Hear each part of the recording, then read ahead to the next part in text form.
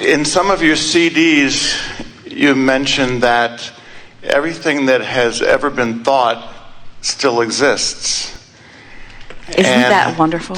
I don't understand how that's possible. In what form does it exist? It doesn't exist as manifested reality. And that's good in many cases. Everything that has ever been thought still exists vibrationally. And law of attraction is doing a magnificent job of holding that thought vibration in a cohesive, coherent conglomeration of beingness. And that's the reason that when you get a whiff of something and you turn your attention to it, in very short order, you can cause it to be manifested in your experience. Oh, this is such a good question. And the answer is just going to knock your socks off. It has so many layers to it. We're just salivating at the possibilities of exploration here. So you heard us talking about how you are source energy first and foremost, and that you express a part of that consciousness into this time-space reality. So here you are. Let's talk about this from your standpoint. You are exploring contrast and thinking about a lot of things, and you get what you think about. And so if you think about anything long enough, it becomes a manifested experience. So you thought it and it manifested. But every thought that has ever been thought still exists. In other words, there is the potential of anyone getting hold of something and giving it enough attention that by law of attraction it begins to actualize. First there is thought, then there's thought form, and these words are tricky because they're all levels of vibration and all levels of discernment of vibration. When something becomes what you call a real life experience, a manifestation that everyone can look at and observe sort of similarly, we say it's just a lot of thinkers have given a lot of thought to it until it is manifested. But there are all levels of thoughts that some people can see and some people can't see. Do you see auras? Do you see the energy that is called aura? Is it present in this room? Can you see it here? Anybody seeing any aura around Esther? So we'll goose it up just a little bit. Do you see it? Now some are seeing it and some aren't. Some are saying, oh my. So is it real or isn't it real? Was it a reality? Wasn't it a reality? It was a vibration that some were able to decipher, some were not. They're all levels of thought. And anytime you give your attention to something long enough, you can activate it within your vibration so that by law of attraction you begin to have an experience of it. So now come back around to your original proposition and let's see if we've laid a basis of groundwork, and then we'll take it further. Do you have to keep thinking it all the time in order for it to manifest, or does it sort of come and go? Like it appears, then you're there for a while, and then it goes away. You see, as in this contrast that we're talking about, when you know what you don't want, you often really know what you don't want while you've briefly given birth to what you do want. So as long as what you don't want is more dominantly active within you, what you do want cannot come. And so this is a wonderful question. Do I have to consistently be a vibrational match to the things that I want? The answer is, of course. You must be consistently a vibrational match. In other words, you want to focus upon something long enough that it begins to manifest. And people say, well, if it would manifest first, then it would be easier for me to focus upon it.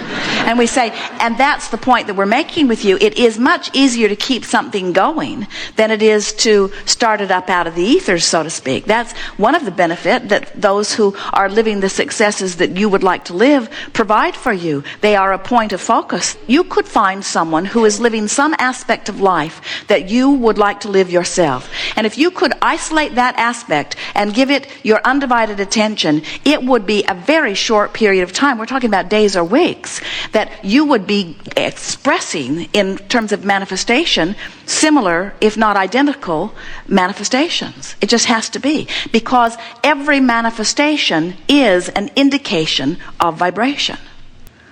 That's really the theme of this gathering today. Not only do we want to say manifestation will happen, but we want to de-emphasize the importance of the manifestation. The manifestation is the in-the-moment response to the dominance of the vibration that you're offering. So as your vibration moves around, then the manifestations move around too. So how would I hold some manifestation steady in my experience? By holding the vibration steady in your experience. Well, how would I do that? By focusing more deliberately.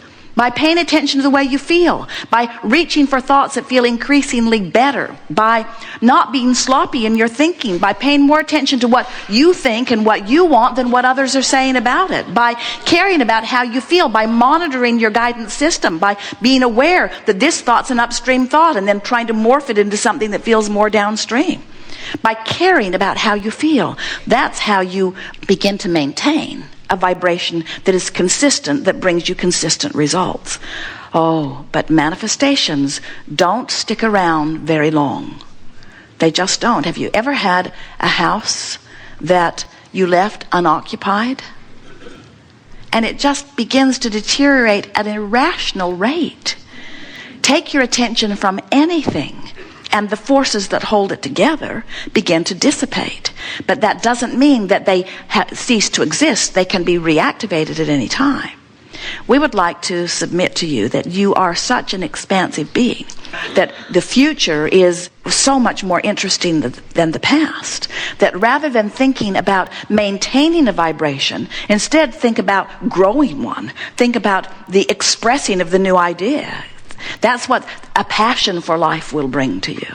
We want to get back to this idea of the manifestation being the indicator of vibration, because a lot of times people say, well, I want to learn how to offer my thought. I want to practice it and get so consistent at it, get so consistent at loving myself, so consistent at loving others, so consistent at feeling good, so consistent at appreciating, so consistent about looking for positive aspects in whatever I'm giving my attention to, so consistent in that I become a constant vibrational match to this expanded version of me. That's what I want. And we say, that's a wonderful thing to ask for, but a more practical thing to ask yourself to be is, I just want to feel as good as I can feel from where I am. I want to be more aware of how I feel so that I can feel when I'm thinking a thought that doesn't feel so good, and I can catch myself in the early subtle stages and then just reach for a better feeling thought. And as you care about the way you feel, what begins to happen is things that match that better feeling begin to manifest. So we present this to you, and then we say the manifestation is the indication of vibration, but it's a post-manifestational indicator. So your emotions are pre-manifestational indicators. So if you've got a negative emotion, which is your indicator that you're pulling against something you want, which can never be good for you, because the stream is so mighty. If you hadn't gotten your stream going, then maybe you could lollygag on this issue. But if you feel negative emotion, that means you've got your stream going, and you got to go too. Otherwise, the stream and your upstream thoughts are going to pull you apart. So then, most of our physical friends will say, well, I sort of get that analogy. I can understand that the stream is flowing and that I've got to go with it. And so we say, if you've got negative emotion and you don't know what it means, so you don't stop and reach for a more downstream thought, don't worry, the tension within your experience will become greater. Because law of attraction is responding to all aspects of you, to the aspect of who you've become and to the aspect of who you're being. So if you've got negative emotion and you don't know it, don't worry, it will get bigger. If you've got negative emotion and you know it, but you don't do something about softening it, don't worry, it will get bigger. It will get bigger until it becomes sensation, until it becomes physical deterioration or something. In other words, the manifestation will keep being the indicator. And then what happens so often when you get the physical indicator, whether it's something to do with your body or a relationship or your finances, no matter what it is, then most of you take the indicator as something so much more emphatic than it is. You say, oh, look what I've come to. And we say, no, look where you temporarily are. And you say, oh, but look what has happened to me. And we say, it's just an indicator of vibration. Offer a different vibration, you'll get a different indicator. You don't go to the gas station with you just barely limped in, your gas gauge is over there on empty, and you just sit there in a heap of depression. Oh, Look what I've come to. I'm on empty. I thought I would do better. It's just a stupid indicator. That's all it is. Fill up your tank and get on with life, you see.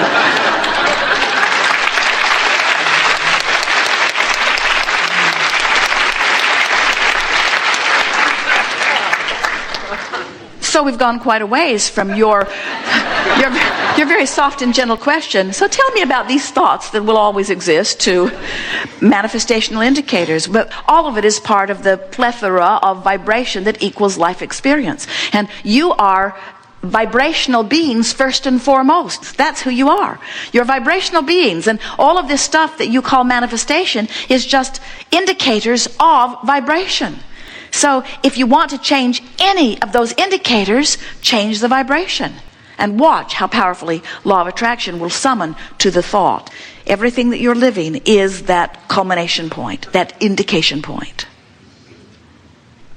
Good to know. The best. It's a wonderful thing when you begin to realize that you are physically focused, but you have the energy that creates worlds surging through you.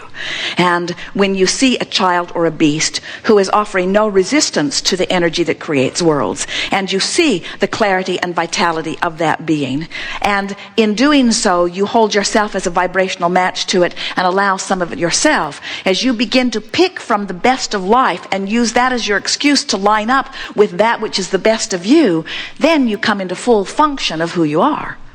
Clarity and inspiration and health, all that good stuff. Very good. Thank you so much. We have enjoyed this interaction immensely. It is delicious to interact with those like you who are coming to know who you are. We make way too much of this. Just get a little car and hide it in your room for a little while and show yourself that you can tell which way is the right way and which way is in opposition to what you want.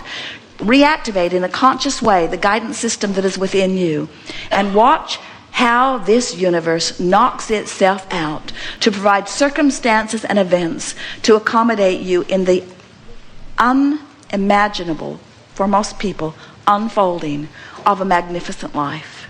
As you begin to just softly apply a little bit of what we've chewed on here together today, those who watch you will stand in amazement as they acknowledge that it seems that no sooner do you mention that you want something, that some aspect of it flows into your experience.